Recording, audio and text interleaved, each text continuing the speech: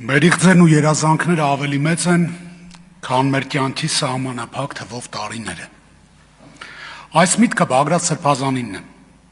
եւ ես ընտրեցի հենց այս նախադասությամբ սկսել, որովհետեւ այն ամբողջովին փոխանցում է օրվա խորհուրդը։ Այս դահլիճում մենք քննարկում ենք մի հարց, որը բարձր է ցանկացած կուսակցական ու քաղաքական հակադրություններից։ Վերջին տարիներին արդարադատության ոլորտում տեղի ունեցող զարգացումները ցույց են տալիս մի վտանգավոր միտում։ Կալանքը, որը պետք է լիներ բացառիկ պատժամիջոց, դարձել է քաղաքականացված գործիք։ Երբ խուզարկությունները կատարվում են լուսաբացին նպատակ ունենալով վախեցնել ընտանիքի անդամներին, երբ անձնական օրագրերը դառնում են չաճրտավոր ասած ահաբեկչության ապացույց,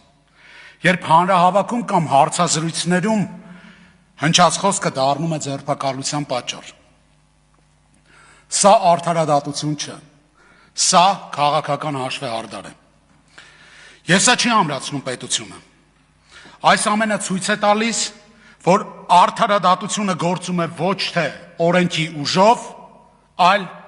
քաղաքական կամքի ազդեցությամբ։ Իսկ օրենքի ընտրողական կիրառումը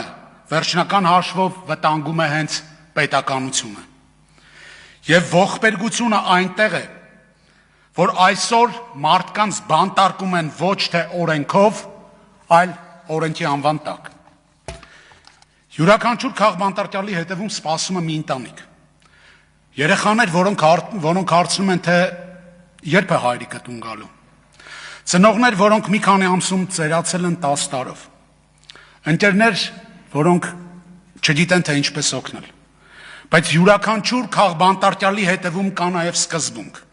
Այն գիտակցումը, որ կյանքում կան բաներ, որ ավելի կարևոր են, քան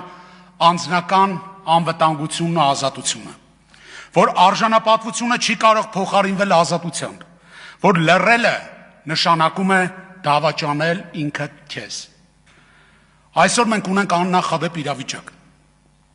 Կալանավորված են սրբազան հայրեր, Միքայել, Բագրատ եւ Մկրտիչ սրբազանները։ Հարուցված են քրեական գործեր մի շարք հոգևորականների նկատմամբ։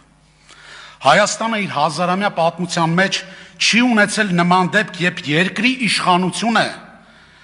փորձելով թուլացնել եւ կազմաքանդել հայ առաքելական եկեղեցին, կալանավորել է բարձրաստիճան հոգևորականների։ Ազգային բարերար Սամվել Կարապետյանը այսօր նույնպես անազատության մեջ է։ Մարդ, ում ներդրումները տեսել են Հայաստանի բոլոր քաղաքացիները, քաղաքներում, համայնքներում եւ մարզերում։ Մարդ, որ աջակցել է պետության գրեթե բոլոր ոլորտներին եւ բոլորին։ Նա այսօր կալանավորված է ոչ թե արարքի, այլ ազդեցիկ մարդ լինելու պատճառով։ Ինչպես սրբազանները։ Նրանք հայ մարդու խորհրդանիշներն են։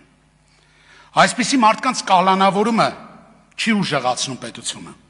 այլ նվազեցնում է պետության արժանապատվությունը։ Այսօր Հայաստանում կան մի քանի տասնյակ քաղաքական բանտարկյալներ, արժանապատիվ մարդիկ, ովքեր բանտում են բացառապես իրենց քաղաքական դիրքորոշման համար։ Եվ այս ամբողջ անարդարության մեջ հատկապես առանձնանում է երիտասարդ կին քաղբանտարկյալ Լիզա Մանթաշյանի պատմությունը։ Մի երիտասարդ աղջիկ, ով բանտարկված է միայն այն պատճառով, որ չի հրաժարվել իր համոզմունքից։ Այս ամենը ցույց է տալիս, որ քաղաքական ճնշումները չեն կոտրում այդ մարդկանց։ Հակառակը, նրանց դարձնում են ավելի պինդ եւ անկոտրում։ Բանտը կարող է սահմանափակել մարդու ազատությունը, բայց չի կարող սահմանափակել նրա արժանապատվությունը։ Եվ այս մարդկանց արժանապատվությունը այսօր ավելի բարձր է, քան երբևէ։ Այս պայմաններում որևէ իմաստ չունի իշխանություններից ակնկալել արդարություն։ Քաղաքական հետապնդումների հեղինակից արդարություն պահանջել նշանակում է կրկնապատկել խնդիրը։ Այս իրավիճակը շտկելու համար պահանջները պետք է ուղղվեն քաղաքացիական հասարակությանը եւ միջազգային կառույցներին։ Մենք պետք է ուժեղացնենք հանրային վերահսկողությունը, ապահովենք միջազգային իրավապաշտպանների ներգրավվածություն եւ մեծացնենք հանրային ճնշումը, որպես հասարակություն դառնալով հակակշիռ նախադեպը չունեցող այս բռնաճնշումներին։ Վերջում ուզում եմ վերադառնալ այն մտքին, որով սկսեցի։ Մեր իղձերն ու երազանքները ավելի մեծ են, քան մեր կյանքի սահմանափակ թվով տարիները։ Այս մարդիկ այսօր կորցնում են իրենց կյանքի օրերը, ամիսները, տարիները, բայց չեն կորցնում իրենց երազանքը։ Նրանց երազանքը ազատ, արժանապատիվ անվտանգ Հայաստանն է։ Եվ եթե մենք այս դահլիճում չպաշտպանենք այդ երազանքը, ապա ի՞նչն ենք պաշտպանելու։ Հայաստանում, որտեղ մարդը կարող է բանտարկվել իր համոզմունքների համար, ոչ ոք երաշխավորված չէ։ Երաշխավորված չեն նրանք,